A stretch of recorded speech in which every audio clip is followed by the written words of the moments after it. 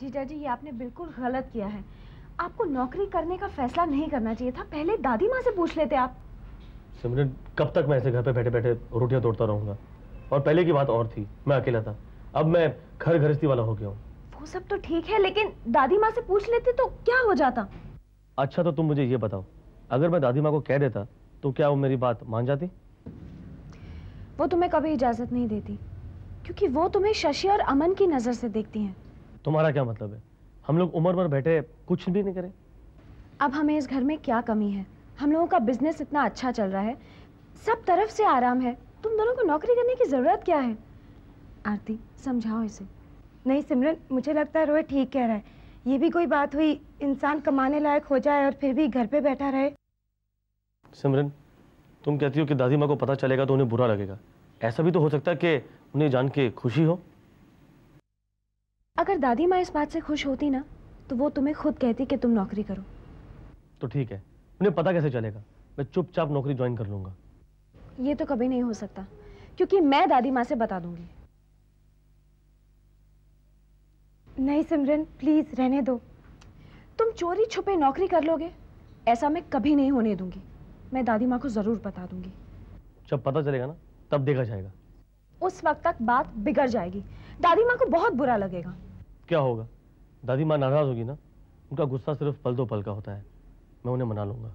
देखो, अगर तुम दादी माँ से नहीं कहोगे तो मैं जरूर जाके कह दूंगी। नहीं सिमरन, ऐसा मत करना। अगर दादी माँ को बाद में पता चला और उन्हें गुस्सा आया तो क्या फायदा? इससे अच्छा मैं उन्हें अभी सब कुछ बता दूं ना। सिमरन, सिमरन मेरी बात तो सुनो। रोहित, अब ये दादी माँ से कह देंगी। अब कह देगी तो कह देगी, जो होगा देखा जाएगा। बेटे, सुना तुमने? रोहित नौकरी करना चाहता है। हाँ माँ, ये तो अच्छी बात है कि वो इस लायक हो चुका है। वो एक अच्छे खानदान से है, खुददार बाप का खुददार बेटा है, उसने अपनी खुददारी दिखा दी। अगर वो कमाने की फिक्र कर रहा है तो इसमें बुराई क्या है? पर हमने उसे कभी नहीं कहा कि वो नौकरी करे, कमाए और हमें ला कर दे। अगर वो अपनी मर्जी से कर रहा है माँ, तो इसमें बुराई क्या है? हम क्यों मना करें? देखो, हम मना नहीं करेंगे तो वो ये सोचेगा कि हम चाहते हैं कि वो नौकरी करें। अगर वो ऐसा सोचे भी तो भी क्या होगा माँ? वो सोचेगा कि हम उसे प्यार नहीं करते। नहीं माँ, तुम्हारा ये लॉजिक मेरी समझ में नहीं आ रहा। राजेश, सुमित, अरुण तीनों जन बिजनेस करते हैं, कमाते हैं, घर में ले आते हैं, तो क्या वो ऐसा सोचते हैं कि हम उन्हें प्यार नहीं करते? हाँ? बल्कि तो मैं ज़्यादा खुश हूँ कि रोहित समझदारी से काम कर रहा है, नौकरी करना चाहता है, अपने पैरों पर खड़ा रहना चाहता है। अपने घर का इतना बड़ा बिजनेस होने के बावजूद घर का बच्चा नौकरी के लिए मारा मारा फिर रहा है। इतना ही नहीं, बल्कि उसने नौकरी ढूंढ भी ली है और जल्दी ज्वाइन भी करने वाला है। तुम्हें पता है इस बात का? आप किसकी बात कर रहे हैं बाबूजी? मैं रोहित की बात कर रहा हूँ। रोहित ने अचानक ही फैसला कैसे कर लिया, और वो भी किसी को बगैर बताए? बाबूजी क्या है कि यूं तो हमने कई बार सोचा कि हम उसे अपने बिजनेस में इन्वॉल्व कर लें, लेकिन जब हम तीनों भाई बिजनेस को संभाल सकते हैं तो इसलिए हमने कभी उसे कहा नहीं। पर हमें क्या पता था कि वो अचानक नौकरी ढूंढने निकल पड़ेगा। हमने रोहित से बात की। माँ को रोहित की नौकरी की बात का बहुत बुरा लगा है, और वो भी उसने बिना बताई नौकरी ढूंढ ली और जल्दी ज्वाइन भी करने वाला है। लेकिन माँ ने मना कर दिया है और उसे खूब डांटा भी। लेकिन ये क्या बात हुई बाबूजी? रोहित एक समझदार इंसान है, उसने शादी कर ली है, उसे अब जिम्मेदारी का एहसास हो रहा है, तो इसमें ठीक है क्या? क्या लोग नौकरी नहीं करते? लेकिन रोहित नौकरी करने के बजाय हमारे घर के बिजनेस को संभाल भी तो सकता है। दुनिया वाले जानते हैं कि रोहित को हमने अपना बेटा माना है। बाहर वाले क्या सोचेंगे?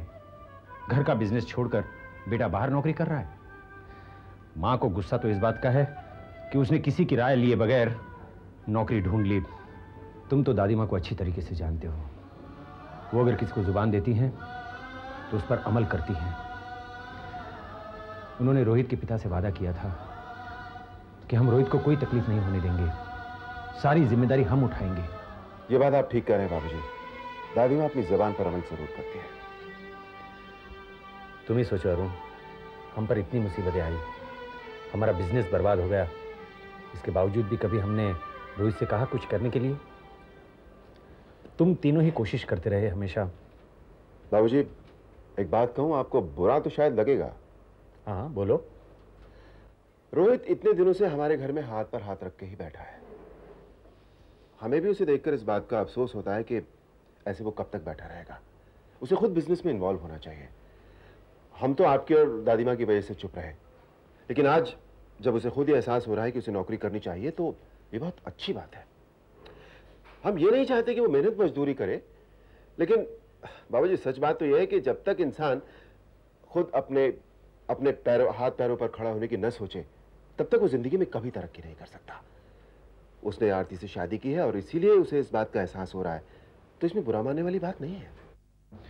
हाँ अरुण, मैं मानता हूं कि इसमें बुरा मानने वाली बात नहीं है, लेकिन दादी माँ रोहित को शशि और आकाश जैसा अपना बेटा समझती है।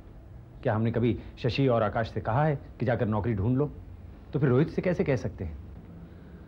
दादी माँ या हम में से अगर कोई रोहित को बिजनेस में इन्वॉल्व होने के लिए कहता तो हो सकता है कि उसके दिमाग में ये बात आती कि हम उसे अपना नहीं समझ रहे, इसलिए उसे बिजनेस में इन्वॉल्व करने के लिए कह रहे हैं, क्योंकि हमने दूसरे 2 बच्चों को तो बिजनेस में इन्वॉल्व होने के लिए नहीं कहा। अरुण, हमें रोहित के इस फैसले के बारे में कुछ सोचना चाहिए। बाबूजी, मैं कहाँ इनकार कर रहा हूं, बल्कि ये तो बहुत खुशी की बात है। देखिए, सुमित तो पायल की देखभाल में लगा हुआ है, वैसे भी हमें किसी की जरूरत है तो रोहित सुमित की कमी को पूरा करेगा। ठीक है, मैं भी यही समझाने की कोशिश कर रहा था कि हमें कुछ ऐसा करना चाहिए कि रोहित नौकरी के लिए घर से बाहर न जाए और दादी माँ को दुख न हो। तुम्हें पता है, दादी माँ को इस बात का बहुत बड़ा दुख है कि वो किसी से बोले बगैर ही इंटरव्यू देकर आ गया और ज्वाइन करने के लिए हाँ भी कह दी। बाबूजी, रोहित ने ये शायद इसलिए किया कि अगर वो हम में से किसी से भी पूछता, खासतौर से दादी माँ से, तो उसे कभी इजाजत नहीं मिलती। मुझे लगता है इसीलिए शायद रोहित ने एक कदम उठाया। बाबूजी, आप बिल्कुल फिक्र मत कीजिए, मैं रोहित को अपने बिजनेस में इन्वॉल्व करूंगा। मैं कल उसे ऑफिस लेकर जाऊंगा। You don't worry about it.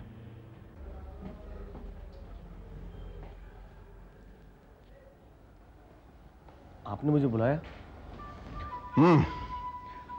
तुम्हें अपने पैरों पर खड़ा होने का बहुत शौक है ना? आप मुझे गलत मत समझिए, मैं तो सिर्फ सोच रहा था कि तुम और तुम्हारी पत्नी हम पर बोझ हैं और इसलिए तुम नौकरी करना चाहते हो। क्यों? आखिर कब तक मैं इस घर में इस तरह पड़ा रहूंगा?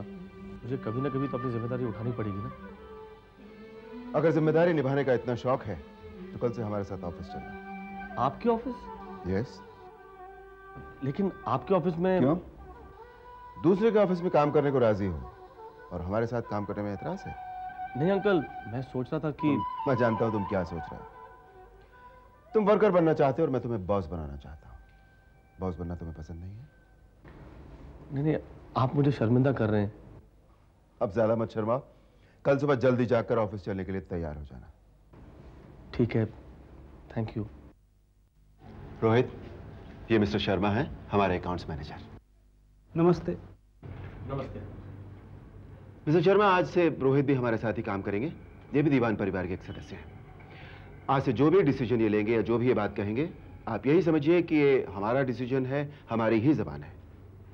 आप इन्हें भी मेरे और राजेश भैया के बराबर का ही दर्जा देंगे और जिस तरह से आज तक आप हमें इज्जत देते आए हैं, वही इज्जत आप इन्हें भी देंगे। ओके? रोहित, बैठो। बैठो।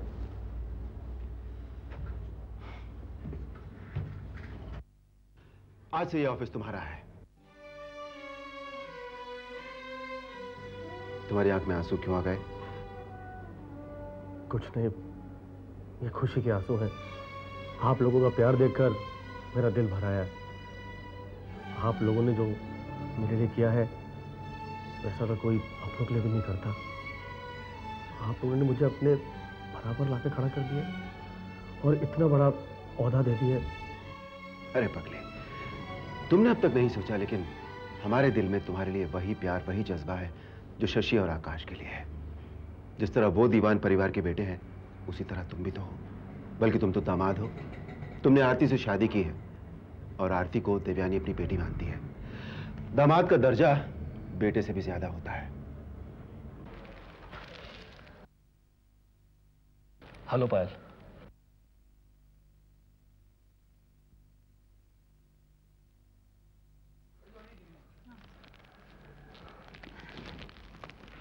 ये तुम्हारे लिए।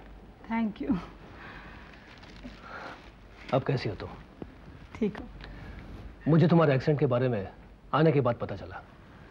एक्चुअली मैं जेके टेक्सटाइल वालों के साथ मीटिंग पर गया था। कम ऑन पायल, तुम अपने एक्सीडेंट के बारे में मुझे खबर तो कर देती। मेरे सारे कॉन्टैक्ट नंबर्स तुम्हारे पास हैं। मुझे लगा तुम बिजनेस के सिलसिले में गए हो, क्यों खामखा तुम्हें परेशान करूं। और देखो ना, मैं तो बिल्कुल ठीक ही हूँ।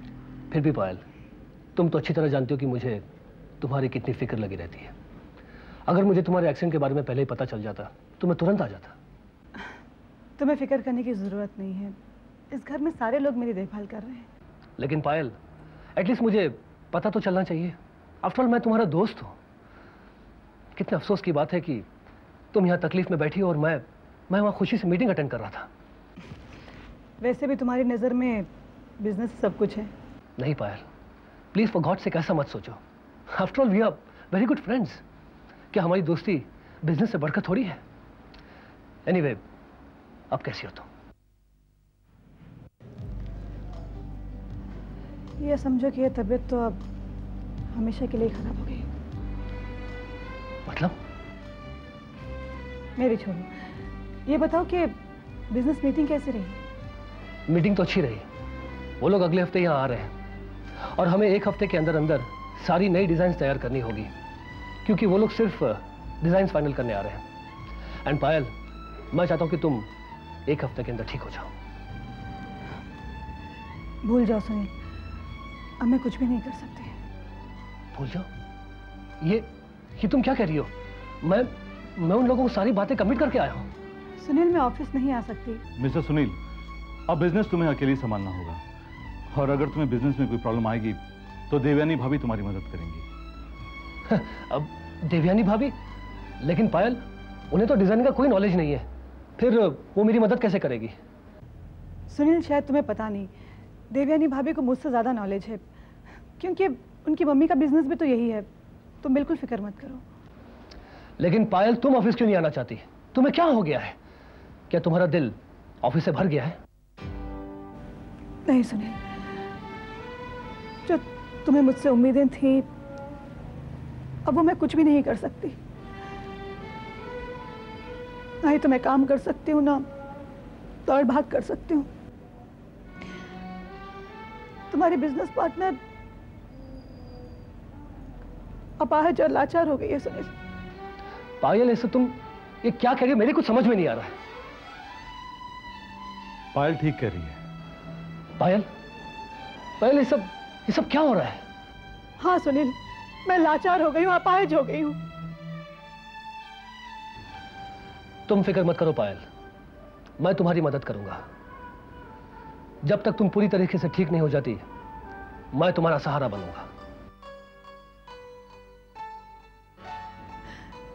नहीं, अब मैं कभी भी ठीक नहीं होंगी। अब तो सिर्फ बैसाखिया ही मेरा सहारा है। नहीं पायल, ऐसा नहीं हो सकता। हाँ सुनील, मैं जिंदगी भर के लिए अपाहिज हो चुकी हूँ। पायल तुम आराम करो। पायल, तुम मेरी बात समझने की। मिस्टर सुनील, आप प्लीज मेरे साथ बाहर आइए, मैं आपसे जरूरी बात करना चाहता हूँ। आइए।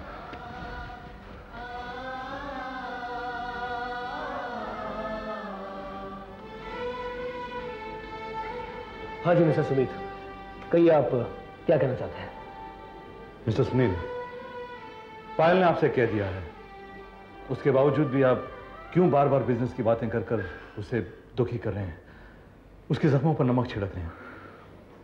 मिस्टर सुनील, पायल का बहुत बुरी तरह से एक्सीडेंट हुआ है।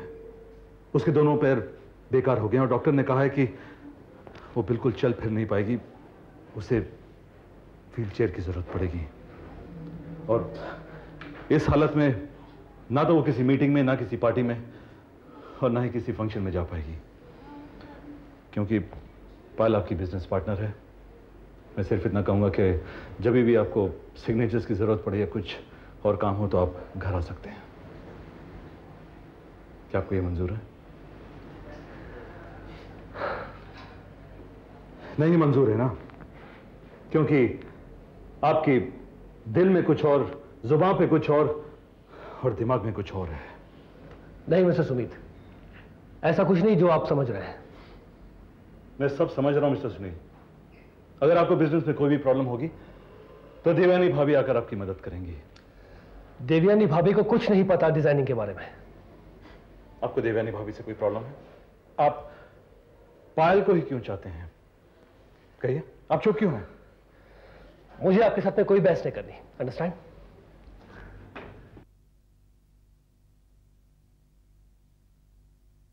मैंने सुनील के साथ ऐसा बर्ताव किया, तुम्हें बुरा तो नहीं लगा पायल? नहीं, बिल्कुल नहीं। मैं सुनील की आदत को अच्छी तरह जानती हूँ। तो कभी कभी बगैर सोचे समझे कुछ ऐसा कह बैठता है जो सामने वाले को बुरा लग जाता है। मुझे सुनील से नफरत नहीं है, उसकी बातें मुझे बुरी लगती हैं। जब वो देख रहे कि तुम्हारी ऐसी कंडीशन है तो उसे बिजनेस की बात करने की जरूरत क्या थी? अब छोड़ो, जाने दो, जो हो गया सो हो गया। क्या तुमने दिन रात एक करके बिजनेस सेट किया है? वो अपनी बेवकूफी से बिजनेस चौपट ना कर दे। तुम ठीक कह रहे हो, मुझे सुनील पर भरोसा नहीं है। वो कभी कभार गुस्से में गलत डिसीजंस ले लेता है। इसलिए सुमित, मैं सोच रही थी कि ऐसी हालत में मैं ऑफिस तो नहीं जा सकती, कम से कम घर बैठे बैठे ही मैं बिजनेस ऑपरेट कर लूं। कोई जरूरत नहीं है, फिलहाल तुम घर पर आराम करोगी। सुमित, मैंने सुनील से कह तो दिया है कि मैं ऑफिस नहीं आऊंगी, लेकिन लेकिन कुछ नहीं, जो कह दिया सो कह दिया। अगर बिजनेस में ज्यादा जरूरत पड़ेगी तो मैं सुनील की मदद कर दूंगा। लेकिन सुमित, ऐसे बिजनेस में एक औरत का होना बहुत जरूरी है। जब तुम ठीक हो जाओगी, तुम्हें जो करना है तुम करना, ओके?